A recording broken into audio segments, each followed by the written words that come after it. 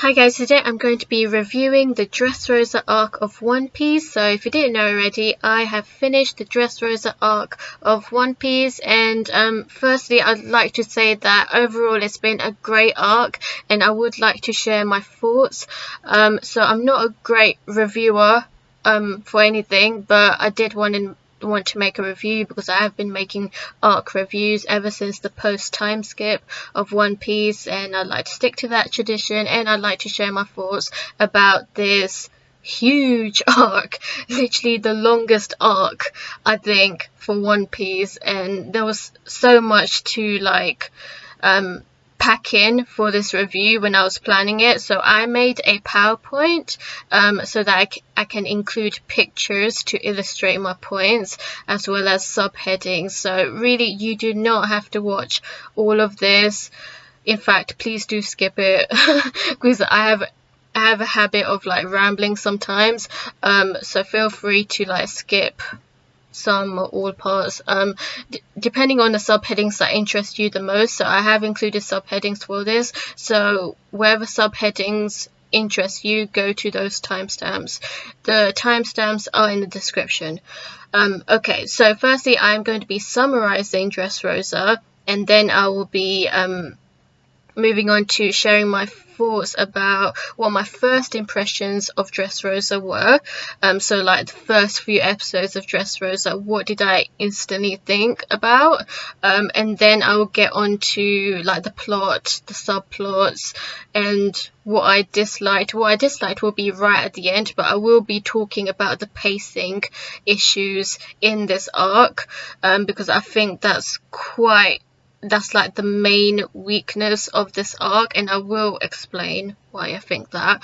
But other than that, it's been a great arc, so let's just get into it. Let's get on to the summary of Dressrosa.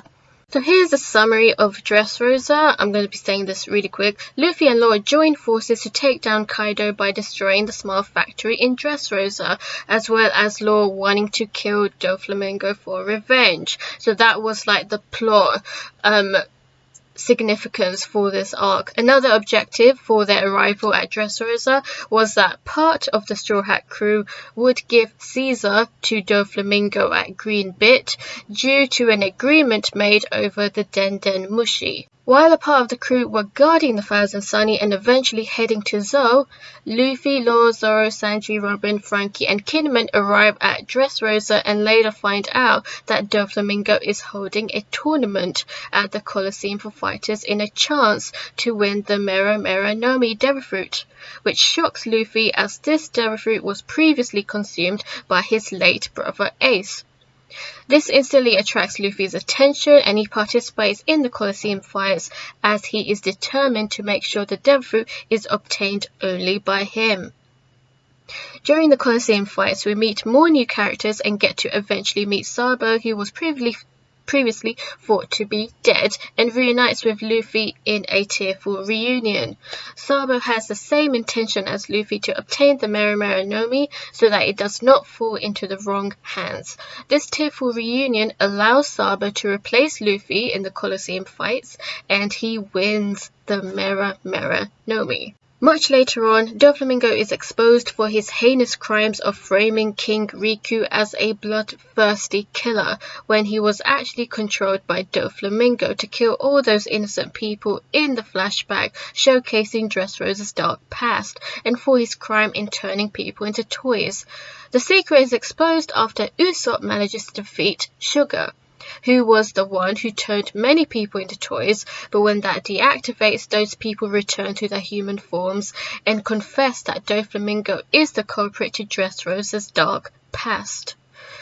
This drives Doflamingo and his subordinates to launch their first attacks against Dressrosa, with first Doflamingo and his family fighting against the Straw Hat Pirates and the Colosseum fighters, who all had to form their own alliance against Doflamingo's army. This then led to major fights occurring, including Luffy and Law engaging in fights with Doflamingo and Treble, and then later Luffy fighting one-on-one with Doflamingo. At the same time, Doflamingo activates the bird cage, which is designed to eventually kill off all the citizens inside, and so Luffy's allies and the citizens try their best to slow down the bird cage and save themselves. In the meantime, Luffy fights Doflamingo and eventually activates Gear 4 whilst Doflamingo awakens his Devil ability.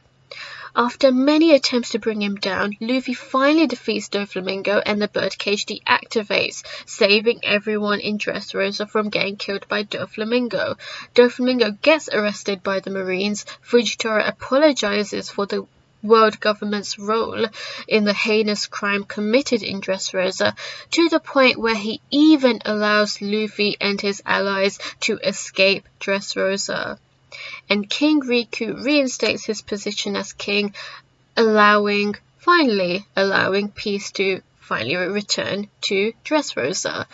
Okay, I know that was a mouthful, but let's get on to the first impressions now of what I thought initially about Dressrosa. So, as always, Oda seems to get inspired by real life cities and countries to design the worlds that he makes, the countries, the islands, the cities that he makes in One Piece, and I always find that really nice.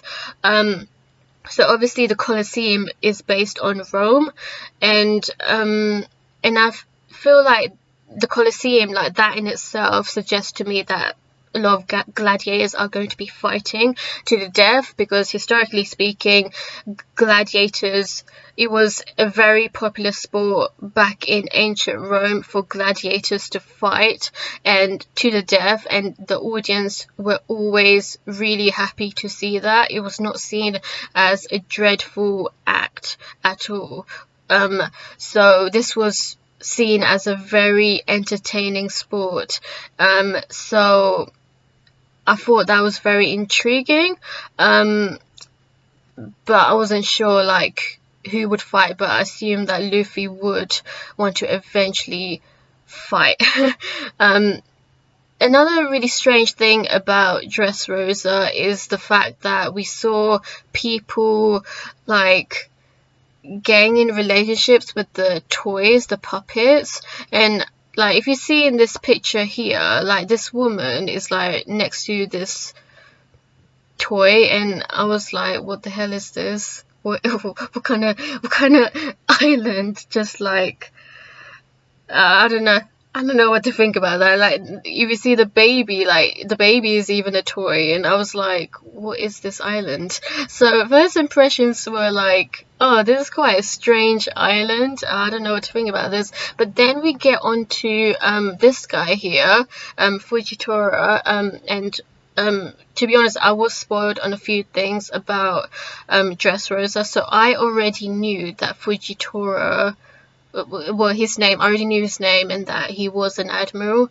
And so obviously Aokiji, he resigned as admiral, so Fujitora, but obviously like back then in the gambling place, he did not tell Luffy and them that he was an admiral. He hid his true identity, but he showcased his true power in that gambling place by using gravity manipulation, what I think to be gravity manipulation against the people that were trying to scam him and lie to him. They were trying to cheat in the gambling that they were doing, because they took advantage of the fact that he was blind.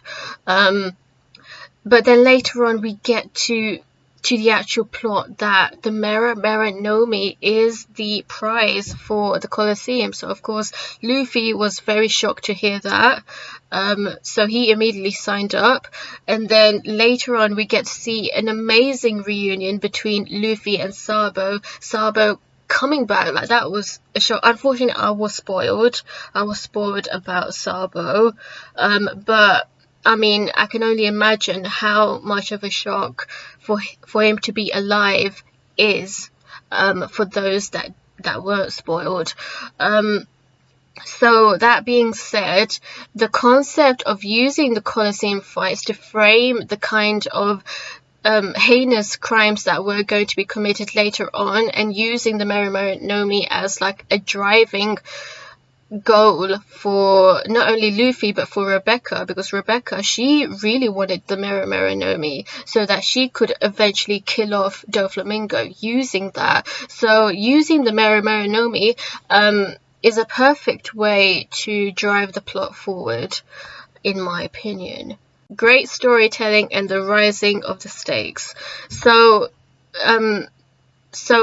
when it comes to the plot of Dressrosa, I thought it was very entertaining throughout. There were some really great storytelling pieces, and what I think I would like to highlight some of the strengths regarding Oda's way of storytelling. So firstly, I love how he includes everyone. I love how he makes these alliances form, and he really includes everyone into the storyline. Everyone has a role to play in the plot, or at least in a subplot, even for minor characters. However, there also lies a bit of a weakness here, in my opinion. So with Dressrosa, there were certain parts in Dressrosa that I felt could have been shortened or even cut out. One of the most notable examples is Zoro versus Pica, which I thought was a great fight overall, but it was way too long that I was just like, come on now, I just want Zoro to finish this guy off. And I will be talking about Zoro versus Pica much later on, but firstly, when it comes to storytelling, Oda does a great job in including everyone into it. And he does this beautifully, like even with minor characters. So, for example, Senor Pink, he is a minor character. Like, he's not really that involved in the actual plot. He's just doing what Doflamingo orders him to do, but he's not like a big major character. But nonetheless, he is one of the minor villains. So with him, we got to really see a different side to him when his backstory was explored. And his backstory, I have to say, it's one of the strongest backstories, one of the strongest stories overall being told in One Piece, in the sense that we at first, like, for first impressions, I thought this guy was annoying. I thought this guy was just an absolute weirdo. The fact that I'm gonna be honest here, like, he was weird, and I really hated the girls that were with him. Like, I was just like, why the hell are you like fantasizing and obsessing over this guy who is wearing a baby's outfit? Thought it was just a bit too weird. I don't mind weird stuff, believe me, I'm fine with some certain weird stuff, but this was just weird. But then when Oda, during the Frankie versus Senor Pink fight, that's when Oda weaved in some of Senor Pink's backstory, which showed a different side to Senor Pink, that he is compassionate, that he is caring, that he's nowhere near as evil as Doflamingo or immoral as the other Doflamingo family members. So there were layers to his character. At first, it was all about being manly, and that was like the competition between Frankie and Senor Pink.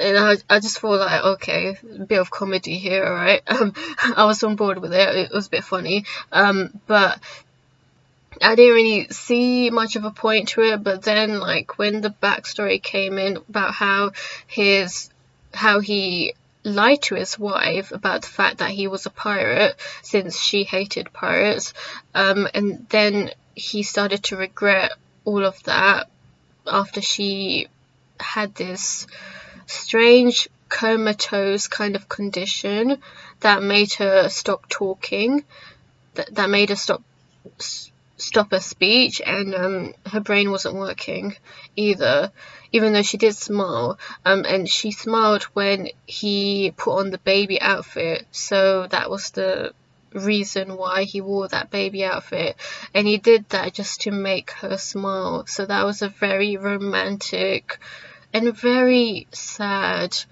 backstory, as the wife eventually dies, and the baby actually died too.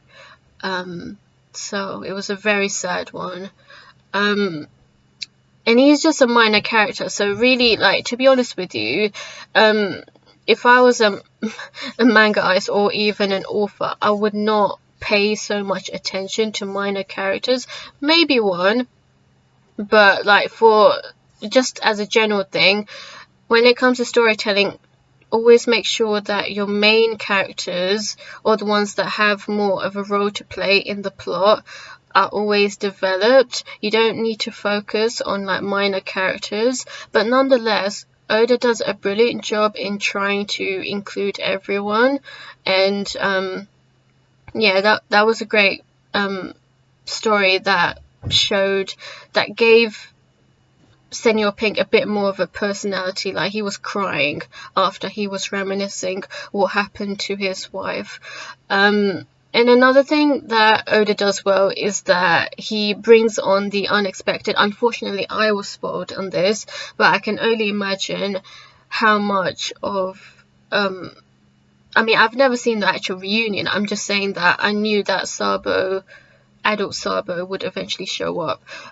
So the tearful reunion between Sabo and Luffy, because previously we always thought that he was dead because the Celestial Dragon shot his boat when he was trying to leave as a child, and then he was taken up by Dragon, and then much later on he found out he lost his memory of Luffy and Ace, and then he regained his memory after seeing Ace in the newspaper, and then he comes to Dressrosa and finally meets Luffy in one of the funniest but also one of the most heartwarming moments in One Piece. That was an amazing scene, finally seeing Luffy be so happy to see Sabo alive, because he absolutely lost Ace in Marineford, and that really broke Luffy down emotionally. So seeing Sabo, like, man, it just made his day. And Sabo then replaced Luffy in the Colosseum fights. And another thing about the stakes here is I'm going to be making a comparison between Alabasta and Dressrosa, because I think there are some key similarities between those two arcs. But another thing about Dressrosa is that the stakes were risen so high that there was actually a time limit added in for Luffy and the others to quickly be able to slow down the birdcage, and for Luffy to quickly take down Doflamingo, because that was the key to stopping the birdcage and stopping him from being such a cruel person. Yeah, that was just brilliant to see that time limit. Like, it was so, like, because, you know, like, as viewers, we want the stakes to be risen. We don't just want to see like fights between different people. We also want to see actual obstacles, absolute challenges being presented here. And a huge challenge was, how the hell are we going to stop this birdcage? So that was a huge challenge for Luffy and the others to stop, but Luffy eventually defeated Doflamingo and it did eventually stop. So well done to them. Now I would like to make a comparison between the plots of Alabasta and the Dressrosa arcs. So firstly, there were some key similarities that I'd like to point out. Firstly, Crocodile, he had his own family, his own alliance of the Baroque Works agents, listening to his orders wherever, like, he was the boss of that whole Baroque Works agents. In fact, Nico Robin was one of his agents back then, she used to be a villain. So the Straw Hat Pirates, they had to fight against all of them. And also in Dressrosa, we get to see the Straw Hat Pirates, some of the Straw Hat Pirates, as well as the Colosseum fighters fighting against the Doflamingo family. So that is a key comparison there, and we really get to see the Straw Hat Pirates a lot stronger in Dressrosa because, you know, the huge time skip, and Alabasta was the second biggest arc, so it was a very, very long time ago. In fact, it was such a long time ago for me that I didn't make the instant comparison between Alabasta and Dressrosa when I was reacting to Dressrosa. It was only right at the end of Dressrosa that I started to see some similarities between Crocodile and Doflamingo, and me watching someone else's review of Alabasta, that I was like, wow, there are some key similarities here that I didn't even realize. So firstly, Crocodile, he really wanted to know where Pluton, the ancient weapon Pluton, was, and there was a poneglyph in Alabasta, and that's why he needed Nico Robin. Nico Robin is the only one who can read poneglyphs, so that's why he wanted to overtake Alabasta, just like Doflamingo overtaking an island, a country. So both of them wanted to overtake a country and overthrow the royal family. Crocodile was successful in making everyone turn against the royal family, which is what inspired the rebel army to fight against the royal family, because everyone thought that King Cobra was responsible for the drought in Alabasta.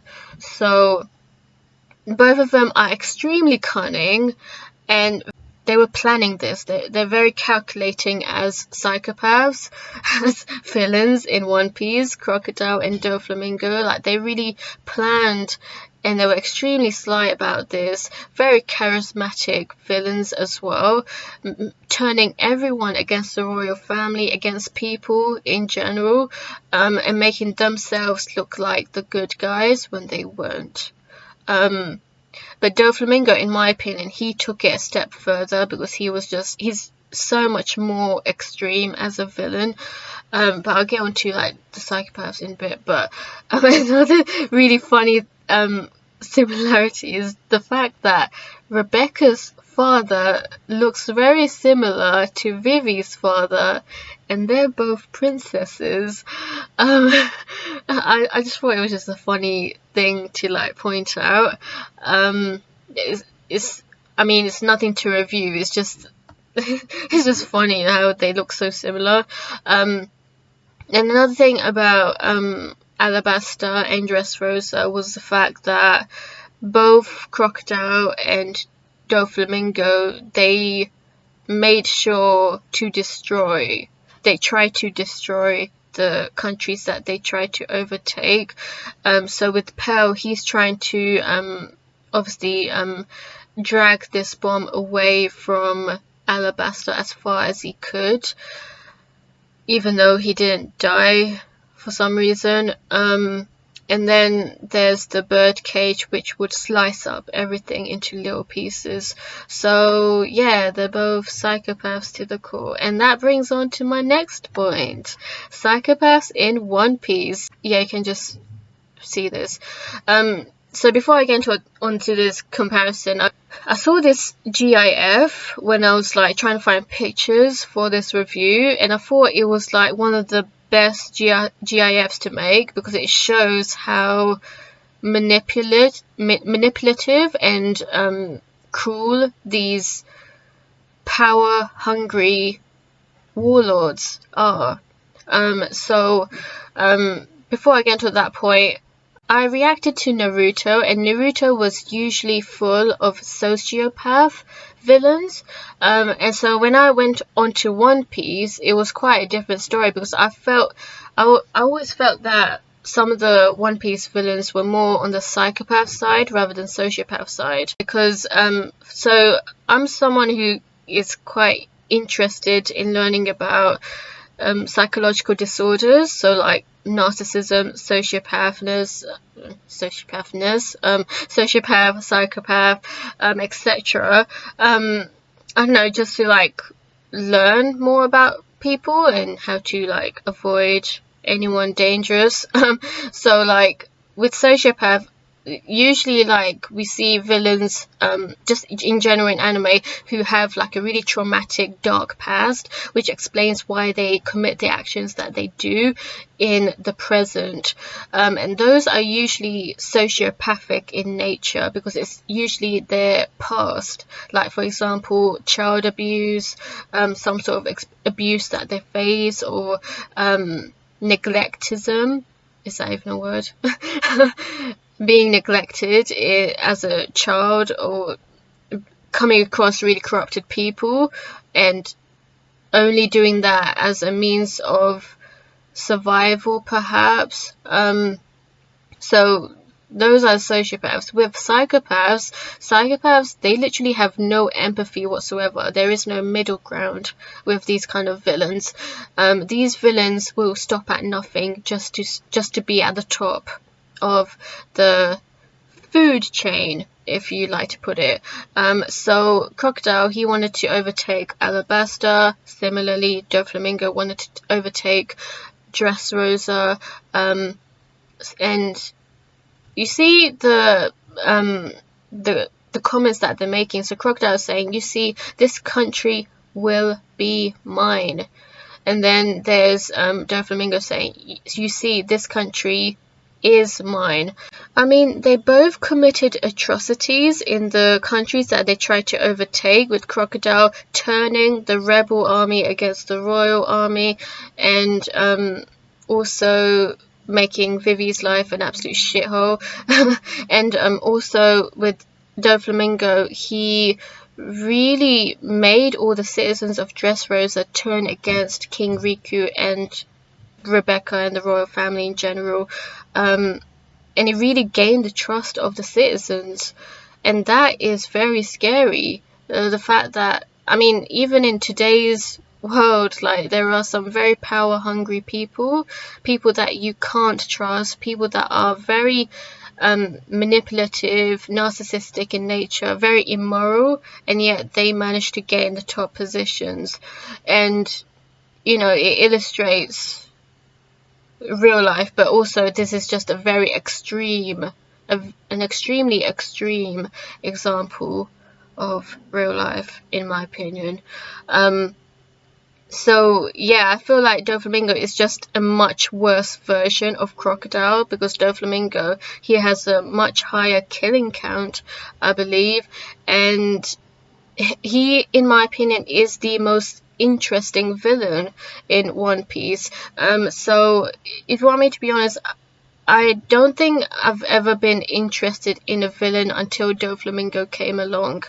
And the reason is because Doflamingo, unlike Crocodile, unlike Hody, he is interesting because firstly, his backstory was explored, and that gives him more layers as a very vindictive, very vengeful, very cruel, very hateful individual, very celestial dragon-like. Whereas we never got to see Crocodile's backstory like we did with Doflamingo, and what sets Doflamingo apart from Hody, even though we did see Hody's backstory, to be honest, I never was interested in Hody and Caesar. Caesar being the least interesting out of all of them. He was just like someone that I can't even take seriously as villain because of his somewhat comedic nature. Same with Moria. I absolutely hated Moria as a villain. Like, it was just uninteresting. But with Doflamingo, I think it's because he's so charismatic, so he has so many layers to his personality that it's quite intriguing, to be honest. I absolutely hate him as a person. Obviously I do. I don't agree with anything that he's done. Absolutely hated what he did to everyone, like torturing Bellamy, and just he's been an absolute dick to everyone, and he's just killed so many innocent people and risked everyone's lives in Dressrosa. But as a villain, he is by far the most interesting villain. And his backstory was explored, and we got to see him activate his Conqueror's Haki as a child, because the backstory, just as a recap here, so he was a Celestial Dragon, but his father resigned as a Celestial Dragon, so his whole family had to resign as Celestial Dragons due to his father's decision, and Doflamingo absolutely hated this. He hated his father for doing this because he really wanted slaves. He really wanted to have all the power that a Celestial Dragon had. But because of his father's resignation, to disassociate himself with the Celestial Dragons, this actually led to Doflamingo and his family being constantly targeted by people who hated the Celestial Dragons. And it was sad because his father was actually a really good man. For someone who is a Celestial Dragon, he was a decent man, but in my opinion, he made the wrong choice in not completely dissociating himself with Celestial Dragons, because what he did, he made a foul mistake. I don't blame him. I saw a comment actually, so this comment that I saw in one of my One Piece reaction videos was that they were kind of, and I understand why they were blaming the father for this, because they were blaming Doflamingo's father for all the people that were hunting down Doflamingo's family, because it took them probably like years of them constantly getting chased by like a really angry mob that were against the Celestial Dragons for all the corrupt shit that they were doing against them. So they were blaming them for it. So it was actually Doflamingo's father who actually told them that they were once Celestial Dragons, but they are now normal human beings. But obviously, like, once Celestial Dragon, you're obviously going to still be seen as Celestial Dragon. So really, he should have just changed his name. And he should never have told them that they were Celestial Dragons. Otherwise, that might have at least made Doflamingo less corrupt as a being, as a human being.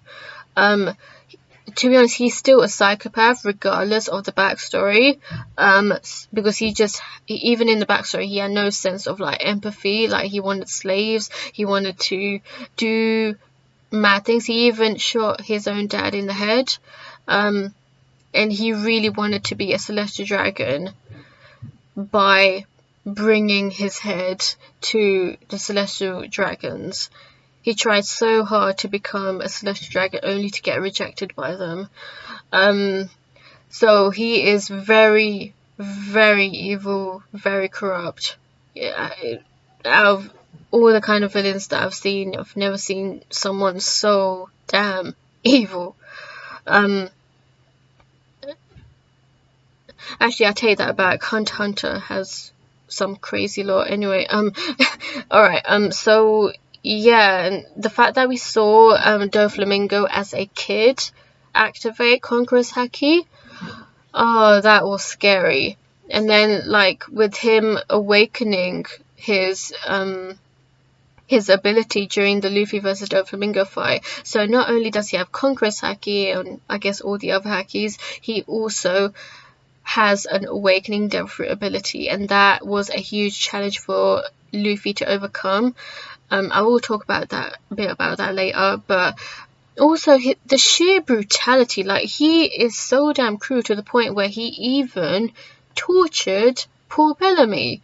And Bellamy is someone who I don't like as a character at all, but damn, I felt bad at this point when Doflamingo was literally beating the shit out of him just because he hesitated to kill Luffy.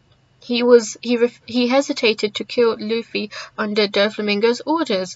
And the thing is, Bellamy is a huge fan of Doflamingo. He has always been a huge fan of Doflamingo. So the fact that Doflamingo would do that to someone that actually admires him, wow, I was like, what the fuck? Oh my god. It was so hard to watch, seeing poor Bellamy getting so badly hurt. And he should have, I'm going to criticize Bellamy later, but he really should have realized that he needed to stop following the sick individual there. And to the point where, like, in Doflamingo, like, he has this strings power, Devil Fruit strings power, that allows him to control people's movements, and that is how he framed King Riku. Poor King Riku had to kill his own citizens of Dressrosa when it was actually Doflamingo who did that. So he committed, like, the biggest frame, and he tried to control Rebecca from killing. He tried to control Rebecca to kill Viola, but Luffy got in the way and saved them. So yeah, more atrocities of what Doflamingo committed. So not only did he kill his father, he also controlled King Riku, and he made an entire slave factory out of the Tontara tribes. So that was a nice subplot, in my opinion. That was very well written about the Tontara tribe, about how the Tontara tribe, they tried to rescue Princess Mancherry, because Princess Mancherry was being used by Doflamingo because of her healing power. She has a very powerful healing power, and I guess Doflamingo wanted to use that as a way to, like, not only heal him, but maybe, like, even try to, like, awaken her power to something even more powerful, like, because he's searching for immortality, and he tried to obtain the Ope Nomi fruit, which is Law's devil fruit, to gain immortality, and maybe for Mancherry is a key to that. So there was, like, a whole, like, the slave workers were, like, really mistreating the Tontara tribe, and I was absolutely disgusted about that. But as a plot, I thought it was interesting that was being explored, the theme of slavery, which was a huge theme that was explored in Sabaody, and I'm glad that it was highlighted in this arc as well. It just goes to show just how evil Doflamingo is. Like, he's making all of these atrocities happen for the sake of power, for the sake of a business deal with Kaido. The birdcage as well, it just shows how powerful Doflamingo was, and, like, he's done way more than Crocodile did in Alabasta. Don't get me wrong, Crocodile did so many bad things in Alabasta with putting the timer on the bomb so that all of Alabasta could be bombed, basically, but thankfully Pearl saved the day. Alright, let's get on to my favourite character of One Piece, Law, and Law's tragic backstory. So, Law's tragic backstory, I already had a feeling that his backstory would be tragic. He already had a huge vendetta against Doflamingo, if I remember correctly, from Punk Hazard, and I'm so glad that we were getting a lot of Law from the Punk Hazard arc as well as the Dressrosa arc. I think he's a brilliant character, but let's go on to the backstory. So, Law, it was a fantastic backstory. I absolutely loved this backstory, and how Corazon was like a father figure to Law. Like, he really helped him. He really tried to save him from the white lead disease, because Law contracted the white lead disease from his city Flevance. Flevance had a pandemic going on. Was it epidemic? I'm not sure. So there was a pandemic going on with the white lead disease spreading in his city, and everyone died in that city with the white lead disease, including his own family. So that's Law crying after that, and then he meets Corazon and Doflamingo and their little family. And then for first impressions, Corazon, like, he always made himself out to be like a silent person, but oh man, what Corazon did was like so brave. Oh my god, like, thinking about it, like, the fact that he would go up against his own brother in the most sneaky way possible. So Corazon actually turned out to be a double agent. He was working for the Marines as well as being part of Doflamingo's crew. So he was actually against his own brother, and I'm so glad he was. He was actually he was like his father in the sense that he had that compassionate side to him that Doflamingo completely lacks, obviously. So he was taking care of Law. He was trying to get him to all these hospitals to cure his white leg disease, and then he made him eat the ope ope nomi, and then his disease was cured. Then tragically Corazon lost his life when Doflamingo shot him. So Law lost another loved one, basically. Not only was his city completely dead, all the people from his city were completely dead, not only was his family dead, but also Corazon, who really took care of him. And man, I felt really bad for Law. He literally lost everyone, and you can get to see why he's so vengeful towards Doflamingo. So I think Corazon was a fantastic character to explore. Someone extremely brave. He was working with the Marines, but he also was working with the Doflamingo family, and it was just a really sad story to tell.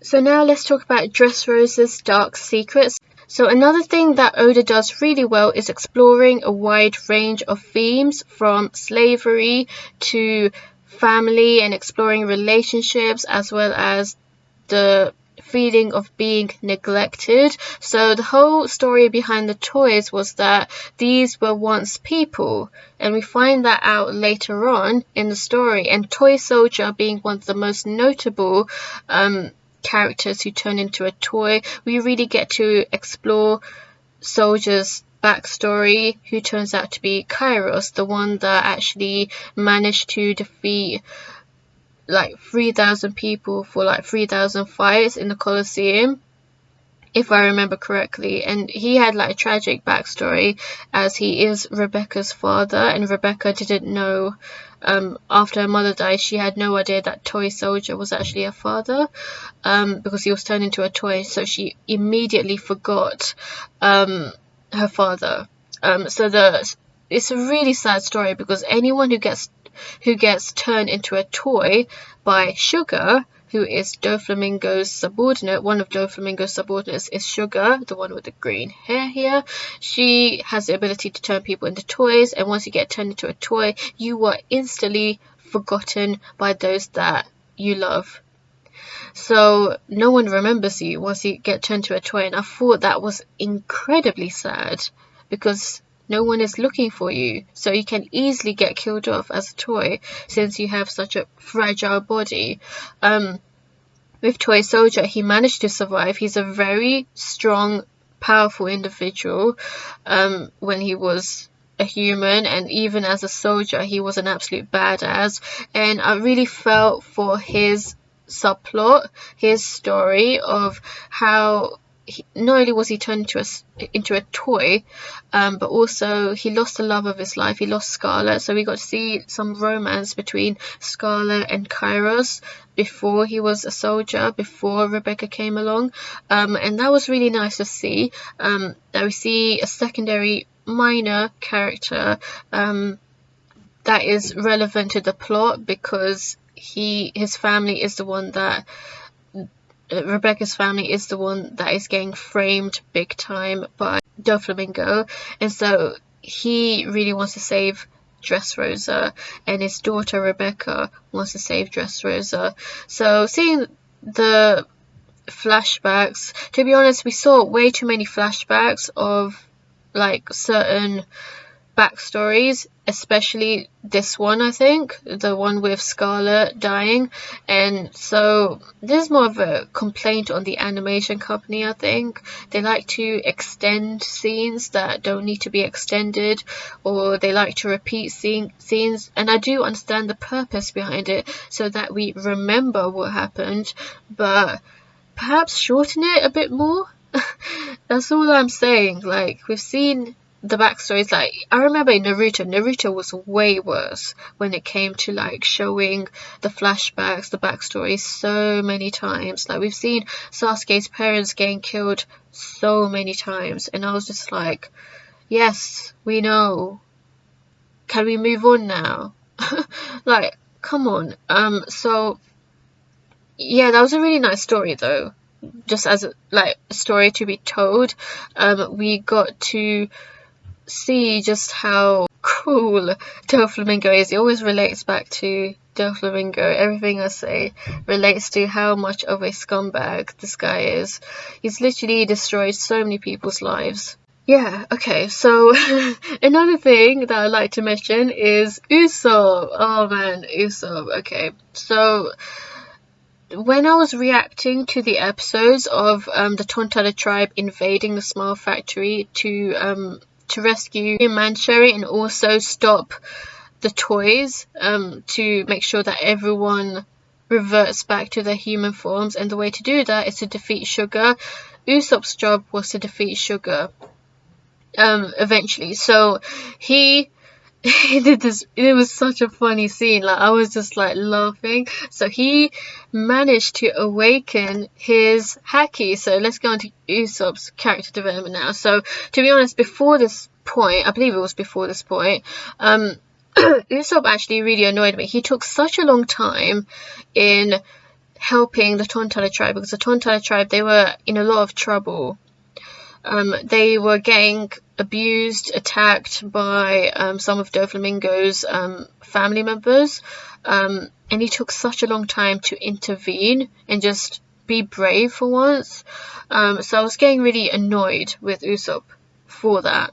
And that's a separate point. But then I think later on it was Usopp awakens his Haki, and that was one of my other favourite scenes, Usopp awakening his Haki. Like, out of all the characters in One Piece, I did not expect Usopp to awaken his Haki, and he awakened his observation Haki.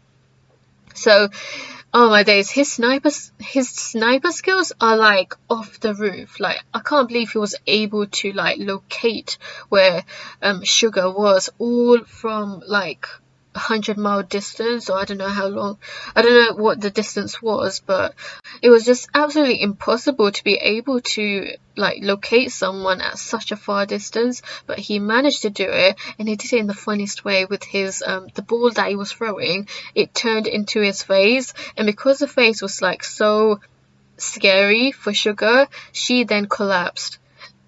That was just brilliant. That was just cool. And then like this whole God Usopp thing, like, well, I don't like it personally. I don't like it when people call themselves a god. Like, even if it is a lie, like he was telling the Tontara tribe that he is a descendant of Noland, and I'm just like, yeah, you wish. But it was a funny scene, like seeing Sugar's reaction to his face like that, and then she collapses, and that is what reverts everyone back, all the toys back to their human forms. So Usopp awakening his observation Haki, one of my favourite scenes. Colosseum fights and great comedy. So I absolutely loved the concept of the Colosseum fights going on. We got to see a lot of new characters and some comedy. Like, I really liked Bartolomeo. At first I didn't like him. I thought he was a weirdo, and the fact that he was pissing in front of everyone, like, he's such a troll. And I was just like, do I say ew, or am I supposed to laugh at this? Personally, I thought it was ew when he was doing that, but then like he was trolling like the others. And I really liked Hack as well. I thought I would have liked to have seen more of a role being played by Hack and Koala, because we just mainly saw Sabo in this arc. So I would like to see more of a role from the Revolutionary Army as a whole rather than just Sabo. I would like to see what Koala can really do, because I believe she knows Fishman karate. And I really like Koala, she's cute. But anyway, let's talk about the Colosseum fight. So most notable, even though Bartolome is one of my favourite newly introduced characters, because he's such a fanboy and he's funny. One of the more notable Colosseum fights is the fight between Luffy and Don Chinchou, also known as Grandpa Pinhead by me.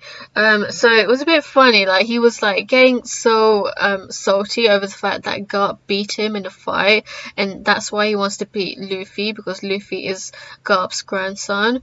And like, and we saw this backstory of him once having a pinhead, but then that pinhead broke.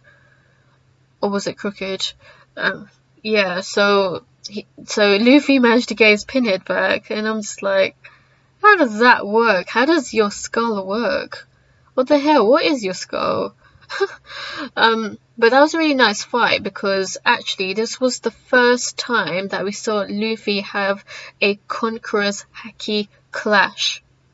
And that was just amazing. Like, to be honest, I'm not gonna lie, when it comes to Haki, in my opinion, they don't totally explain it properly, or at least they don't give enough reminders about how Haki works. So sometimes I'm confused about, is this Armored Haki or is this Conqueror's Haki? Like, I get a bit confused sometimes. Now I'm a bit more, I have a bit more clarification now about which is which. Like, for example, this is Conqueror's Haki, right? I mean, the actual arms are Armored Haki, but I mean there's a clash here, so I guess it's Conqueror's Haki. Nonetheless, it was an enjoyable fight, and also I really liked the role Rebecca played it. Like, obviously she is the most driven one after Luffy and Sabo. Luffy and Sabo, they definitely need to, one of them would need to definitely get the Marinomi. But if it's not them, then it would have to be Rebecca, since she wants to take down Doflamingo. Even though, like, even if she was to get the Marinomi, like, how the fuck do you expect to defeat Doflamingo? I'm sorry, but she would not have been able to defeat Doflamingo. So I am so glad Sabo got the Devil Fruit and not Rebecca. But nonetheless, Rebecca did actually impress me in the Colosseum fights. So she got trained by Toy Soldier. So we saw a lot of backstory about her getting trained after Scarlet died, for the sake of survival. And for that training, she did some really cool tactics. Like, she was like coming to the edge to trick the other gladiators to get to the edge, and then she would like throw them to the sea to get eaten by the fighting fish. So I just thought that was just ingenious, because she's so, physically speaking, she's not the most physically strong one, because all the other gladiators were men and they were a lot physically stronger than her. So she used her intellect to her advantage to overpower the more physically capable enemies. So, you know, it's not all about having big muscles, basically. So I really like that Rebecca was there to show that actually you don't need like big muscles to win. Essentially, you don't need to have a Devil Fruit either. Like, she was a non-Devil Fruit user, and she actually managed to defeat a lot of fighters when she fought. So I was really impressed with her during the Colosseum fights. And then, because these are just Colosseum fights where hardly anyone has a vendetta against anyone, unless you're Don Chinchou, but apart from him, everyone they were just fighting for the sake of getting the Marineford, so it was more plausible for everyone to form an alliance eventually against Doflamingo. So I really like that. That was a really nice way to like get everyone involved, and it's them just not being in the Colosseum fight for the sake of it, but them actually playing more of a role later on. So that was really nice of Oda to include everyone. Badass characters and fights. So let's talk about Sabo and Fujitora. So it was really cool. Like, I don't know how he does it. Like, I feel like these two characters are like so badass when they fight. So Sabo, presumably being trained by Dragon, he knows how to do the dragon claw thing. I don't know how he does it with his fingers. Like, that was so cool to see. And him fighting Burgess for the first time, like, he's just an absolute badass of a character, and I'm so glad Dressrosa arc really explored his character and we got to learn more about his backstory. Like, out of all the characters, Sabo is one that is really fleshed out as a character, and I will be talking about his backstory in a bit. Fujitora is another one who is amazing. I absolutely love Fujitora. He is my favorite admiral, for reasons regarding his morality, like the fact that he's not corrupt like the other Marines are, like most of the other Marines are. He's just doing his job, but at the same time he knows right from wrong correctly, and yeah, they're just absolute badasses when they fight. So I really liked the fight between, like, what Sabo was doing in the Colosseum fight to obtain the Marineford by defeating Burgess, and then Sabo versus Fujitora. To be honest, that was not like a big fight or anything, but it was two powerful forces fighting against each other, and it's not like Fujitora was holding a grudge. He was just doing his job. So yeah, Dressrosa was full of really good fights, and it really shows everyone's potential now, because like before, like in previous arcs, Luffy and the others would struggle a lot, but not just that, but they just were really weak, but now they've really improved. Let's get on to Sabo's character development. So Sabo, like, we already were informed of his tragic backstory of him once being in a noble family, but then he almost got himself killed by a celestial dragon when his boat got set on fire, and then he lost his memory. And so when he read the newspaper many years later, that's when his memory of Ace regained itself, and it was just really sad to see him regaining his memory of his brothers just when one of the brothers died.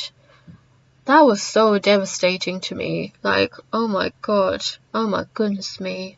Like, out of all times to regain your memory only to find out that your brother is dead. So yeah, another tragic backstory thanks to the Celestial Dragons. It's always the Celestial Dragons' fault. Every single time a tragic thing happens, it technically is the Celestial Dragons' fault. I just want those motherfuckers killed. I'm sorry, but like, God, man, kill all of them. Kill it with fire, I say. Kill it with fire. And just when I say that, and Sabo's got the fire fruit. Well, that'd be epic. So yeah, he's absolute badass, Sabo. Like, he did like a Firestar Rasengan because he's obtained the Marineford, and oh my god, we saw a completely different side when he fought Burgess the second time, because he was so angry about the fact that he found out so late about Ace, and that because he was already dead, so there's nothing that he could have done. Oh man, to live with that, knowing that you regained your memory like after they were killed and not during the Marineford arc, man. I really wish that he read a newspaper before then to be informed about Marineford. At least he could have been there on time to help out Luffy and rescue Ace. I'm just saying, like, I don't know, did they actually publish what was going on in Marineford in the newspaper?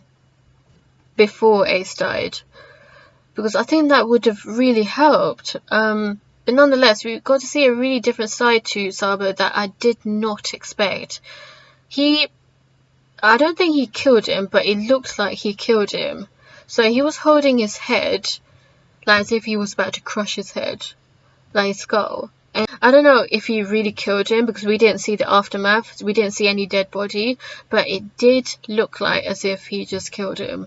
He burnt him with the fire that he was spewing. So I don't know what happened to Burgess, but I don't think he's dead, but it just looked like as if he killed him. Like, he was really angry, Sabo, over what Burgess was saying about how he couldn't save his brother. Burgess is a cunt. Anyway, I just made this title because slight comparison. The Shikamaru of One Piece. So of course I'm going to be talking about Law now. Okay, so I really liked how strategic Law was in the Dressrosa arc. Like, oh my god. To be honest, like some of the fights did drag on a bit too long, so I didn't feel like Luffy and Law fighting the fake Doflamingo. I don't know if the first picture is of the fake Doflamingo, I can't remember, but there was a time when Luffy and Law, they were like fighting against the fake Doflamingo, and to be honest, I would have just liked to have seen Luffy just fight the real Doflamingo. Like, just get straight to the point now, please, because we really need to resolve things. This arc was really long, but nonetheless, Law, like, he did have a plan before his arm tragically got chopped off. Yeah, because it was a team up between Luffy and Law. But Doflamingo, he is very powerful. So he eventually got his arm cut off, but Law came with the comeback. Oh my god, this was so smart. He is so smart. Oh my days. So he used a body double. He switched his body with an already dead person. So, and he had his back turned. So in this picture, he had his back turned. So Doflamingo and Treble, they had no idea that this was a different person. So that's why Doflamingo was shooting on his back, when actually it was an already dead body. And then, like, Law, he used his chopped off arm to, like, get a knife, I think it was, or was it a shuriken? And then he sliced up both Treble and Doflamingo. So he did the gamma knife move, which was supposed to be like a lethal move on Doflamingo's stomach area, to really do some huge internal damage. And it was so smart, because he played dead and he really fooled them by having someone else as the dead body, and then letting Luffy know what he was doing secretly without getting caught. So that was just ingenious. So these fights were like really entertaining. Obviously I really hated it when Law got his arm chopped off and he was getting tortured at one point, but nonetheless, there had to be a victory. Learning more about Haki and Awakened Everfruit. So I still, to be honest, like, when it came to the Haki stuff, like, it's not properly explained, in my opinion, like, whenever Haki is shown. But this is Conqueror's Haki. What I'm showing now is Conqueror's Haki clash between Luffy and Doflamingo. So this is basically Luffy saving Law from getting killed by Doflamingo. It was really epic. Like, this whole fight, Luffy and Doflamingo, oh my god. This is what sets Dressrosa apart from the previous arcs. I do need to be honest though, overall I still hold Marineford also known as the Paramount War arc, as number one. My favorite arc is Marineford, and it is still Marineford, because at least Marineford didn't suffer with like pacing issues. At least Marineford had great pace in comparison to Dressrosa. But Dressrosa had some of the most epic fights, at least so far. Luffy vs. Doflamingo being one of the best fights I've seen in any anime. I absolutely loved how Luffy was very challenged by this fight. Like, not only was there a time limit to this because Doflamingo had activated the bird cage, but also the fact that Doflamingo awakened his devil fruit power, and this was the first time that awakening devil fruits was mentioned, at least from my knowledge. I don't know if awakened devil fruits were ever mentioned beforehand, but I mean, Magellan, I feel like Magellan in Impel Down probably awakened his devil fruit ability, because he really went full out on Luffy, but he never actually mentioned that it was awakened. So I have no idea.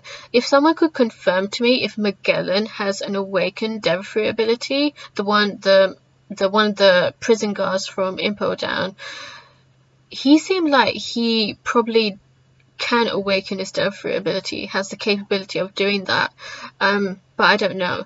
But it was never mentioned though, so we weren't to know about awakened devil fruits, at least not back then. So with this fight, it was just like one thing after another. Like Luffy and Doflamingo, like Luffy initially he was fighting against the fake Doflamingo, and then he fought the real Doflamingo, and it was just throwing punches. He was going into gear second, gear third. Nothing was working until, because he was punching him all through the buildings, and still, like, Doflamingo, he kept repairing himself, and that I thought was so annoying, how he kept repairing himself. But obviously it is the main villain fight, so he needs to be really strong. But geez, awakening a devil fruit, like, that was just extra. Like, I did not expect Doflamingo to awaken his devil fruit ability. That really shocked me. And I knew that there were going to be limitations to Luffy using his Haki, or anyone using their Haki, for a long period of time. So I knew that eventually Gear 4 would have to be deactivated. It's not like he can use it for like a very long period of time. So it eventually did deactivate, and Luffy, he was extremely tired. His body was completely worn out. So there was actually a breakup period in between Luffy versus Doflamingo, because if you remember, Luffy had to have 10 minutes to recover his Haki, so that he can fight Doflamingo against. And I really loved how the citizens and the Colosseum arena announcer, he really helped Luffy recover by getting him away from Doflamingo. So I really appreciate that announcer. He played a role. He was very brave as well. Yeah, so like there was a breakout period in between, but nonetheless, like, Luffy, there was a bit of backstory with Rayleigh about Rayleigh telling Luffy that he needed to try something else other than previous abilities that he has, because he needs something that's even more powerful. So Luffy came up with King Kong Gun, and King Kong done it. King Kong actually defeated Doflamingo. So yeah, brilliant fight. So it's, again, like, he's just becoming stronger and stronger. So I'm really impressed with Luffy and how far he's come. To be honest with you, it would have been just a bit nicer, like a bit more informative for me to see Luffy train more, because they just throw like really short snippets, and to be honest with you, I personally like it when characters work for their abilities, where they actually earn their abilities, they work for it. So a bit like the Rock Lee kind of characters, like Naruto. For Naruto, we saw his backstory, we saw him training with Jiraiya on how to form the giant Rasengans. And that actually interested me personally. So I would have liked to have seen Luffy train more on his Haki, rather than seeing the end result all the time. I just think it could have been better explored. If anything had to be explored, I would like to see how the main character grows physically and emotionally. So that's just a little thing that could have been added in. I'm just saying. Alright, let's talk about morality, because the thing with One Piece is that it's not black and white. The One Piece world is not black and white, and this world is not black and white either. Morality is very complex, and I really respected Fujitora in being the first admiral to actually speak out against the world government. He knows the world government are corrupt, and he gladly said so. He even bowed to King Riku. He apologized on the world government's behalf. He knew they were wrong. He knew that they were responsible for the atrocities that were committed in Dressrosa. So even though he's just doing his job, it's not like he's totally against the world government, because he does need to fulfill his job as an admiral, and he said it himself that he still needs to defeat Luffy and them. But I mean, respect is where it's due. Like, to be honest, I didn't like it when he was like gambling with the dice on like what decision to make, whether to go after the Stripe Pirates or not. I thought that was a bit weird.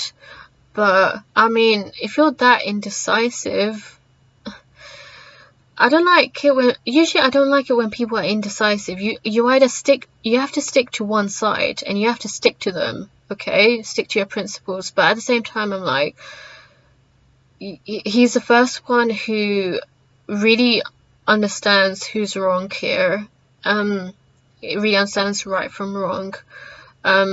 So I really appreciate that he bowed to King Riku, and he actually, not only did he show, even though he did stop the Stripe Pirates and the Colosseum fighters from leaving Dressrosa by showing how much of a powerful guy he is, with like creating that meteor with all the little bits of Dressrosa buildings to make that meteor. He at the end saw the good in Luffy, because all the citizens were cheering for Luffy. All the citizens were helping Luffy. They actually stopped Fujitora from attacking Luffy and the others. So Fujitora to say at the end that he blinded himself to prevent him from seeing really horrible things, because I can only imagine that he has seen some of the most horrible things in his life, to the point where he felt the need to blind himself so that he could never see such horrible things happen. But then to see him say, I wish I hadn't blinded myself, it's like, wow, he really respects Luffy now.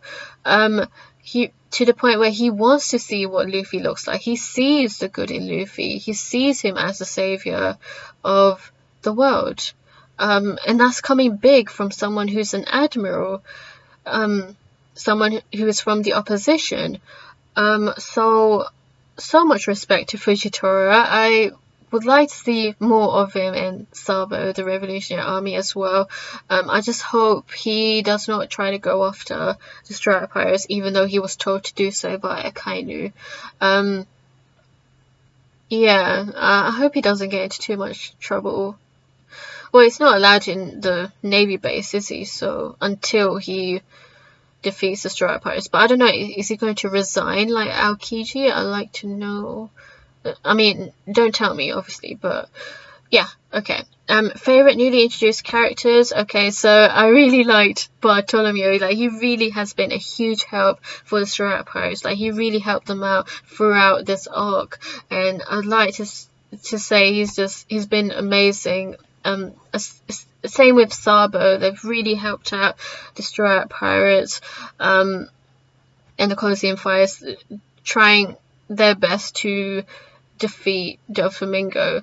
So Bartolomeo, he was against the Gladiators, and that was a really cool fight, like him going up against Gladiators, even though I would have liked it if he was outside the ball that he created. So he made a barrier ball, and I was a bit confused as to why he was inside it. If there's going to be a bomb being set off by Gladius, he should have been outside of that, but I guess he couldn't do that, so that's why he didn't do it. But nonetheless, he really helped out, and I'm glad that we're going to see more of him in Zou, because they are going together to Zou, so that's nice. Fujitora, he's just an absolute badass. He's so powerful, but so he does have a compassionate side to him, so I'm just glad. He's just awesome. Do I really have to explain myself? Sabo, again, he's just an absolute badass when he fights, and I'd like to know more about the kind of techniques he uses, because the Dragon Claw, damn, that is cool as fuck, man. And also, I'd like to see more of a role being played out by the other revolutionaries, like Koala and Hack, because we barely saw them doing much, at least from what I remember. So maybe more screen time in terms of like a fight scene with Koala, because I mean, surely she has been trained. I think she has been trained in fisherman karate, so I think she can fight, but we haven't seen it. And yeah, Hack was a really nice character in the Colosseum fight, so yeah, I'd like to see more from the Revolutionary Army, as well as from Dragon himself. I've always wanted Luffy to reunite with his dad, so to be honest, I don't see that happening, but I want it to happen. Okay, yeah. So those are my favorite newly introduced characters. Alright, let's get on to what I disliked about this arc now. So don't get me wrong, overall this arc it's like full of great storytelling, great subplots as well. But the main weakness of this arc is the pacing. Like, there were some really dragged out scenes that could have been shortened, in my opinion. One of them is the Zoro vs Pica fight. I really loved this fight, don't get me wrong. It was a great fight, but it was mainly the last couple of minutes of this fight that really outshined and showed just how much growth Zoro has had in that 2-year time skip, where he's really tried to develop the black blade technique and earn his armament Haki, because we know Zoro to be someone who really works hard to overcome obstacles. Like, for example, in Alabasta, he really tried to cut steel, and I think he did cut steel because he was fighting against Mr. One back then, and now he's overcoming another obstacle of trying to cut through stone. But not just that, using armament Haki and then trying to find the real Pica in the giant stone Pica. Problem is that this fight was so damn long that I was just like, can Zoro just hurry up already? Can this guy just be killed, please? Like, in the first picture, it was like much earlier on. I don't know the episode, but it was a much earlier fight, and then like there was just constant like back and forth between this fight and then other fights going on and then other storylines going on, and I'm just like, there's so much going on in this arc that it's nice, but like, to be honest, less is more, to be honest. Sometimes you have to make a decision on where you are going to prioritize. If you want me to make an analogy, I'll make this analogy actually. It feels like Oda is like trying to pack every single item to go on holiday, but like you don't need every single thing to go somewhere or to do something, you know? You don't need every single ingredient. You just need to have a strong main plot, 2 subplots perhaps, and a good midpoint, climax, and then a resolution. That's all you need. That's all you need to make a great story within an arc. You don't need so many characters, and because the more characters you include, the more likely the pacing is going to suffer, because you are giving everyone a story, and because of that everything is being explored, but then how do you fit everything in? And then you risk one of those stories being dragged out for too long because of all the cutscenes. So for example, if I said Zoro versus Pica in episode 730, and then it goes back to Rebecca's backstory in the next episode, and then goes back to Senor Pink's backstory, and then it goes back to someone else's backstory, then I'm just like, can we just move on already? I just want to see the main fight. And it took such a long time. So don't get me wrong, I think this was a great fight, but I just think it should have been condensed more. Less is more. I just wish sometimes that just needs to be done. It could be more of a fault on the animation company as well, because animation companies, they tend to lengthen the manga panels. So one manga panel, one page, could like already take up 5 minutes of animation, maybe. So I've never read the actual manga chapters for Zoro vs. Pica, so I don't know how long it is, but I'm sure it is still dragged out. This is a very long arc, but it's even more long when it's made into animation. But I don't know. Let me know. And another problem. I have a problem with the animation company. Well, One Piece, the manga, also has a problem with this. I don't like the fan service. I've never liked fan service.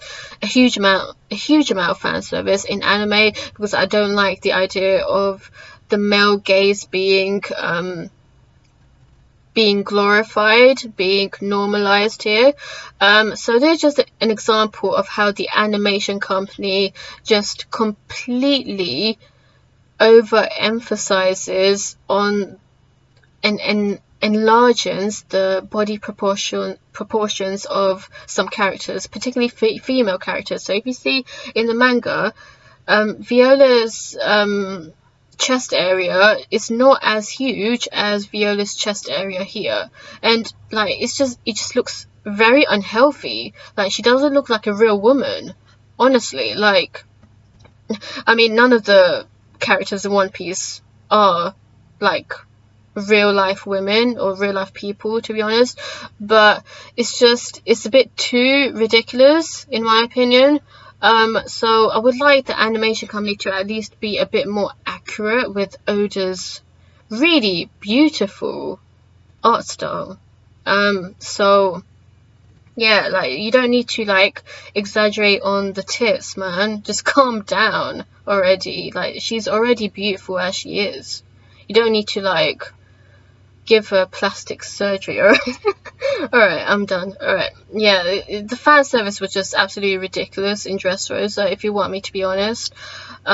So, and another thing, Rebecca, like, the fact that to be honest, I knew a few spoilers, that she was 16 years old and she was wearing a very revealing outfit. In her defense, gladiators barely wore much, so, but I just felt like she didn't need to like she didn't have to like, it was a bit too prominent, her chest area. Her chest area was like really big for someone who's only 16. It was constantly shown. Like, there was some, I swear the animation company are like a bunch of perverts, honestly. Like, they kept showing her chest area like a couple of times throughout the Dressrosa arc, and I'm just like, she's fucking 16. Just stop it. Just stop. I don't want to see that. Oh my days. Go away. Like, I mean, she's not really that interesting of a character, in my opinion. I'm not gonna lie. Viola and Rebecca, I did like her in the Colosseum fights. She really impressed me in the Colosseum fights, and I really felt for her storyline as well, because Doflamingo, through Diamante, killed Scarlet, her mother, and just frame them to be really bad people. But to be honest, I prefer Vivi over Rebecca, because at least Vivi knew her capabilities, because later on in this scene, and even before that, Rebecca thought she could take down Diamante all by herself, and I'm like, no, you can't. You really can't. He's an executive. And then she does another stupid thing where she's going up against Doflamingo. Like, she's trying to kill herself. It's literally trying to commit 2 suicide missions. You don't have the Mero Meronomi. And even if you did, I don't think you would stand a chance against Doflamingo. So I don't know why these 2 women were going up against Doflamingo, thinking that they could defeat him. Honestly, like, why? Like, and another thing, Viola, like, if you're going to go up against Doflamingo, at least have a proper plan. I don't know if this is filler, because it's that ridiculous of a scene, in my opinion. So my thoughts are a bit disjointed here. I was supposed to go in order, but anyway, I'm going to be talking about, like, Viola. Like, she got a tiny knife to go up against Doflamingo. What did you expect was going to happen? Did you really think a tiny knife would stab Doflamingo and then that's it, he's done? You have been his subordinate for like 10 years. You should know better. You should have known better that you were going to get killed. Or if you were really trying to, like, commit the deed of killing him, then at least come up with a strategy. Like, a proper strategy of, like, coming up with, like, a big weapon or something. I don't know. At least then it's a bit more plausible. But no, these 2 girls thought they could stand a chance against Doflamingo, only to get absolutely ridiculed when they were getting controlled by Doflamingo to kill themselves, to kill each other. Swear, that was an annoying scene. And another thing, okay, this is really weird. I've always found this really weird. Momo is an absolute pervert, and I don't like how this is being... I mean, I don't want to accuse anyone on anything, okay, but I just thought it was really disturbing seeing Momo get really, like, turned on by Nami and Robin when they were getting into those shower bath scenes. And I was just like... I mean, for the men out there, you might be laughing, but for me, it's really wrong. He's just a little kid, and he's getting turned on, and like, oh, this is so weird. And Nami wearing an inappropriate outfit. Like, I don't like her fashion sense at all. I'm just saying. I'm not sure why I included this, but I guess I just didn't like the scene where Viola tricked Sanji. And then all of a sudden she turns out to be someone who is just a victim of Doflamingo. Like, it was a complete change in personality, and I was just like, I was baffled by it. Like, I was confused at how someone could, like, hit him so badly. Like, she literally beat up Sanji, even though Sanji was actually helping her out. And I got so angry with her for doing that, because Sanji was helping her out, only to be tricked by her. Sanji needs to learn a lesson when it comes to very vindictive women. To be fair though, Viola did, I believe, apologise, and she did actually rescue Sanji afterwards anyway. She took him back to the Thousand Sunny, but still, I just... yeah... I'm not a big fan of these girls. I'm just saying. But, I mean, to be fair to Rebecca, at least, she did try her best in the Colosseum fights, and that's where she shined the most. It's just afterwards she literally took 2 L's. I'm just saying. Alright, Bellamy now. Okay, Bellamy really annoyed me. Like, what we found out was that he has been a fan of Doflamingo for a very, very long time, since childhood.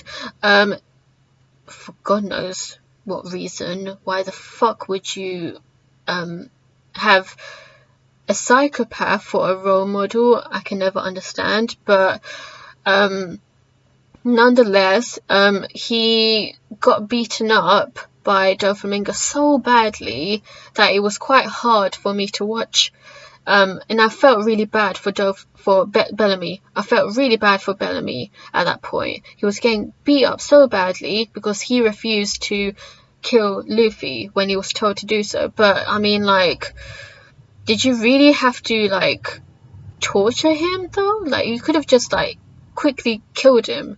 Did you really have to go that extra? Like, out of everyone, Bellamy had the worst torture, had the worst experience. Like, in terms of physical pain, he got the most physical pain out of everyone from Doflamingo. And it baffles me because Bellamy he actually admired Doflamingo. He admired him so much that even after getting tortured, he still wanted to support him. He still wanted to stick to his principles. And that, to me, really pissed me off. But then, like, people in the comment section were like, well, Bellamy, he really admired Doflamingo and he wanted to stick to his principles. It's like a fan looking up to a role model and then finding out that that role model ended up being like a pedophile or someone or something like that, something really horrible like that. Would you still support someone like that? No, I would not still support someone like that. I'd move on. So, to be honest with you, it really annoyed me that Bellamy was like was trying his best to stop Luffy from getting to Doflamingo. Luffy was like begging him to like stop hitting himself with those springs. And like from hitting him as well. And oh man. And then like now Bellamy's like part of the Straw Hat Fleet Army because he was seen like leaving with them. So what, am I supposed to excuse Bellamy now? Really? Like, he's still supporting Doflamingo? Even after getting so horribly beaten up? Man, like, you gotta really have low self-respect. Like, no self-respect whatsoever to do that. That's sad. Alright, my predictions, expectations for post-Dressrosa. So what do I expect? What do I predict might happen after Dressrosa? So, Doflamingo, he said that he wants the key to immortality and he thought that the Ope Ope Nomi fruit would be that. So he might try to make a small fruit that is similar to the Ope Ope Nomi. I don't know. He's going to try to make something with Kaido. Oh my god, Kaido's entrance in... Oh man, that was so sick. I was quite terrified, honestly, because he is someone who is practically immortal.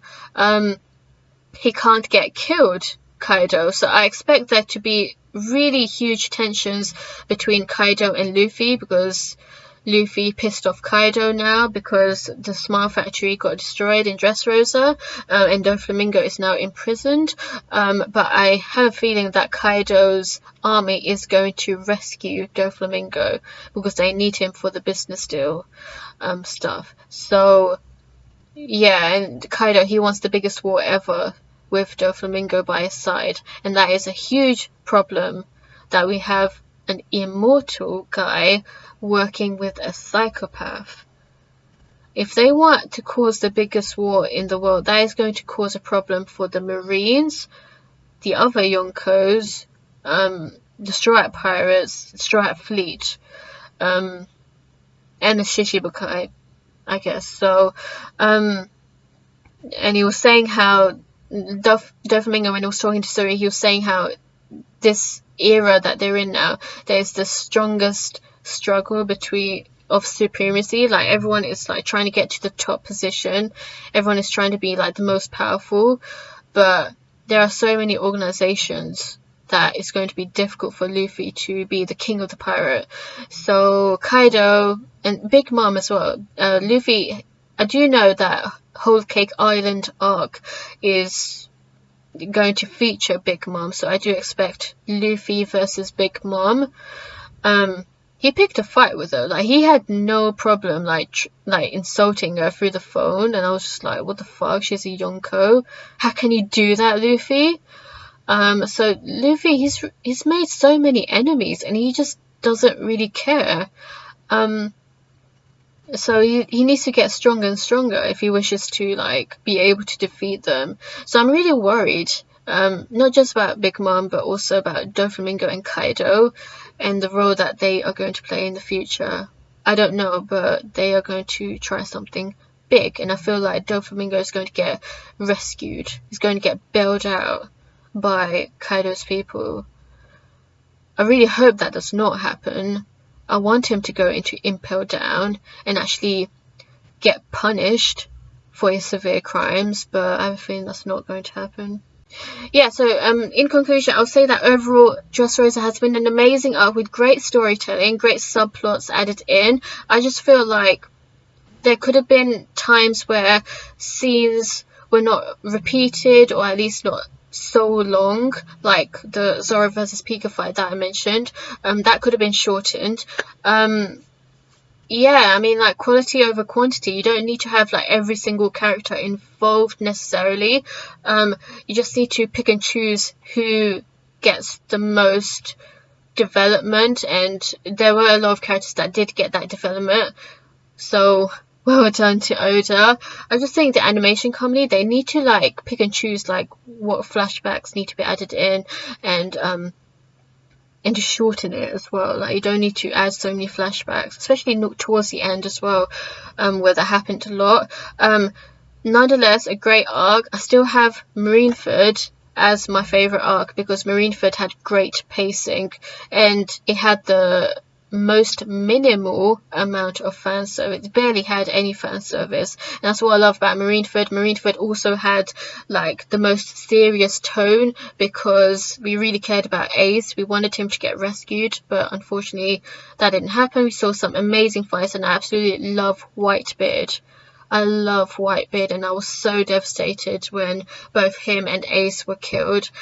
So that's why Marineford is still my number one favourite arc. Now that I think about it, I never did an arc review on Marineford. To be honest, I would have to like rewatch Marineford if I wish to do an arc review. Probably won't, but because it takes too long. And I would have to re-watch everything, to be honest. But anyway, yeah, great arc. I'd totally recommend Dressrosa. I'd say it's in my top 3. Definitely in my top 3. I just need to re-watch the other arcs to really see where I'd put everything. But it had like some of the best fights, so it's probably number 2 in my favourite arcs list. But yeah. What did you think of the Dressrosa arc? Let me know, and stay tuned for more.